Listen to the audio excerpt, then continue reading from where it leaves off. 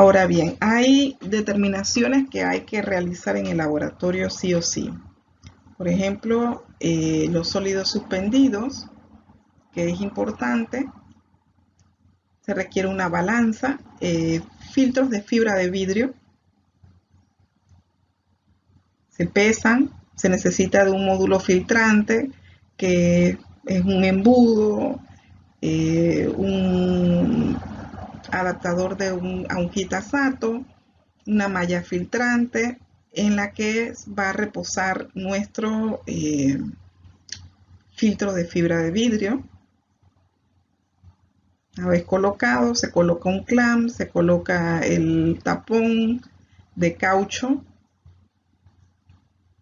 Se debe tener una probeta si el volumen de muestra es grande, 250 mililitros, 100 mililitros hasta 1 litro.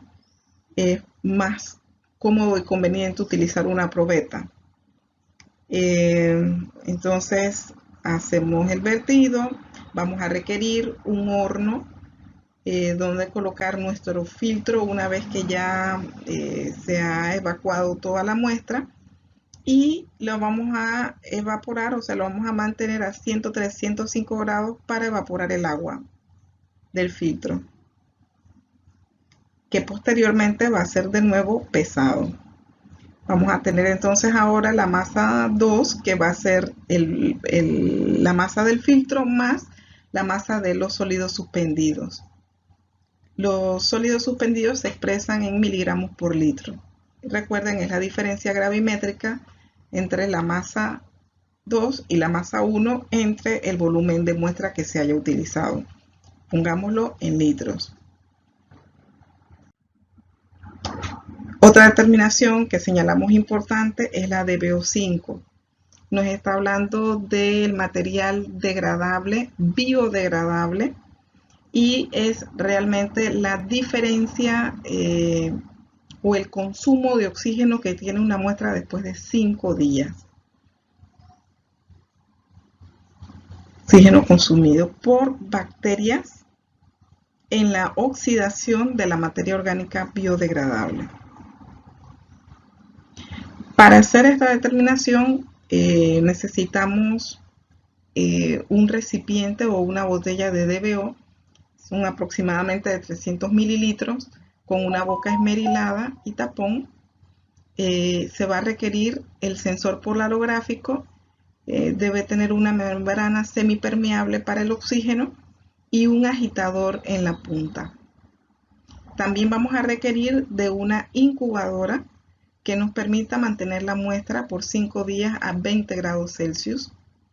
La muestra debe prepararse considerando, 1, el tipo de muestra que vamos a tener, si debe o no debe tener un inóculo. Generalmente cuando la muestra es muy limpia no se requiere un inóculo, pero generalmente se va a tener que añadir un consorcio de bacterias, también se le llama seed o semilla de bacterias, que va a permitir que se dé el proceso, digamos, en el periodo establecido. Y el agua de dilución, que es el agua que tiene nutrientes y que se va a utilizar para la preparación de la muestra. Entonces, el volumen de la muestra va a depender del tipo de agua que esté utilizando. La potable, si es una muestra de agua superficial o si es una muestra de agua residual. Esto generalmente va a estar establecido en tablas para tener una idea del volumen que podría ser el que se vaya a utilizar. El inóculo, ya dijimos, seed o semilla de bacterias, y el volumen de bacterias va a ser el mismo para la muestra, para el estándar que usted esté utilizando. Por ejemplo, si está utilizando glucosa, que es un material biodegradable, y el blanco, que es aquel que no tiene material que pueda ser utilizado por las bacterias para ser consumido. Y el agua de dilución, que es agua más los nutrientes sin otro tipo de material que pueda ser biodegradable, y se utiliza para la preparación de blancos, estándares y muestras. El BOD sería la diferencia del oxígeno medido en la muestra al final y al inicio por el factor de dilución. Es el volumen de muestra entre el volumen de botella, que ya dijimos 300 mililitros. El BOD está expresado como miligramos por litro de oxígeno. Sabemos, preparamos nuestra muestra, medimos nuestra muestra, incubamos la muestra y volvemos a medirla. El DQO es otra medida de laboratorio y se refiere a la cantidad de oxígeno necesario para oxidar el material biodegradable y no biodegradable en la muestra de agua. Vamos a utilizar como oxidante dicromato de potasio, que es más fuerte. En un medio ácido, el dicromato se va a reducir a cromo 3.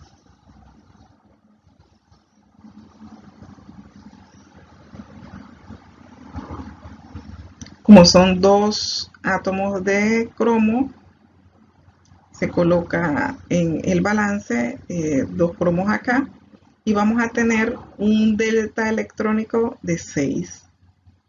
Por cada mol de dicromato se nos está produciendo 6 moles de electrones. En el caso del oxígeno,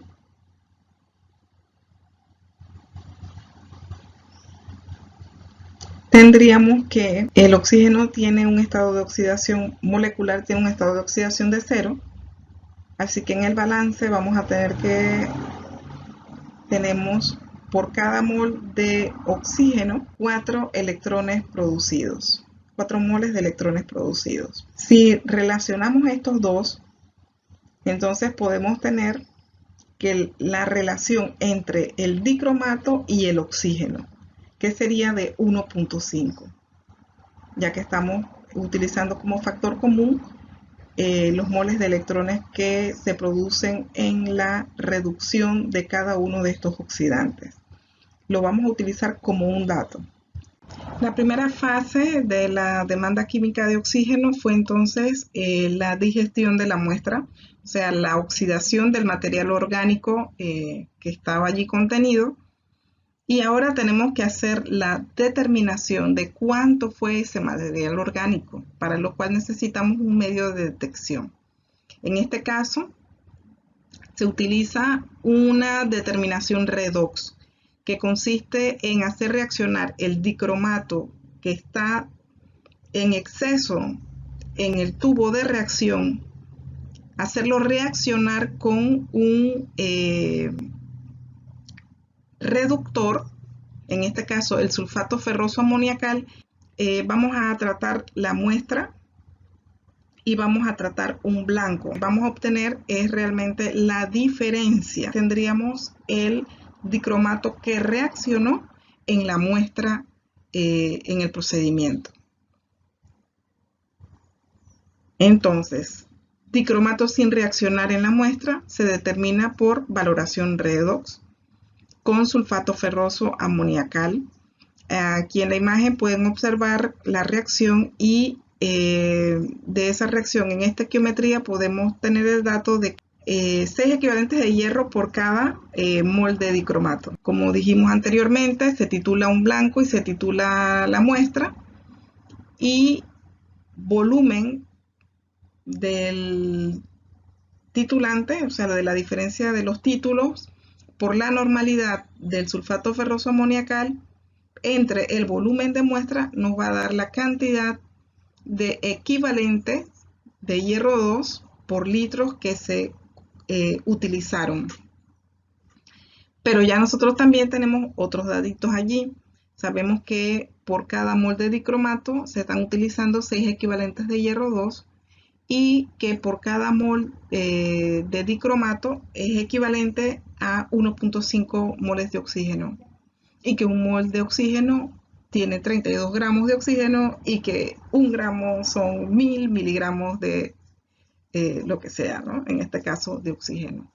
Así que allí obtenemos entonces nuestro datito que Hatch nos lo da solamente como un valor, pero que nosotros tenemos que saber cómo calcularlo, de 8000 miligramos de oxígeno por litro. O sea, el DQO se calcula haciendo la titulación del blanco y de la muestra sacando la diferencia de ese título, de ese volumen, por la normalidad del sulfato ferroso amoniacal entre el volumen de la muestra por 8000, de acuerdo a lo que hemos visto aquí. Entonces ese sería el valor de DQO en miligramos por litro de oxígeno.